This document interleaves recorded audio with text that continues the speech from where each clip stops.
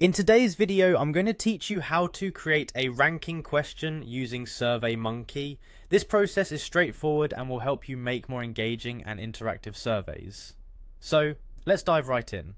First, what you'll want to do is log into your Surveymonkey account. Take a moment to ensure you've got your username and password handy. Once you're logged in, you'll be greeted by the dashboard. Find the survey you're working on or start a new one and head over to the Design Survey tab.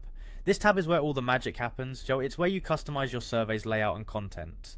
Now that you're in the Design Survey tab, the next step is to determine where in your survey you'd like to add the new question. When you've decided on the perfect spot, click on plus new question.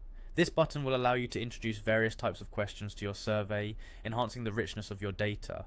SurveyMonkey offers a variety of question types, but today we're interested in the ranking type. From the list of options that pop up, select ranking.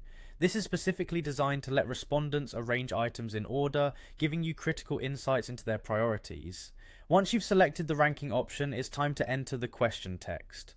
Think of a prompt that clearly asks participants to rank items. For example, you might write, rank the following features in order of importance. Clarity here is key, as clear instructions can greatly influence the quality of the responses. Following your main question, it's time to add the answer options. Each of these items will represent a choice that respondents need to rank. Enter each option on its own line. For a well-rounded question, aim for at least 2 options, but more choices often provide a more comprehensive ranking. An example list might include price, quality, customer service, product selection, and delivery speed. This specific set of items would give you a detailed look into what customers value most. An additional optional step you might want to consider is adding an NA column, just in case some respondents feel that not all the options apply to them.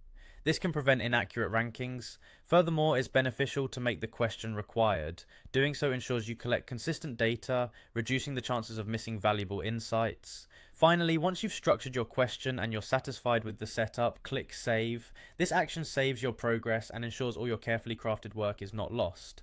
And there you have it. You've created a ranking question within SurveyMonkey. By following these steps, you're well on your way to creating surveys that capture more meaningful and actionable data.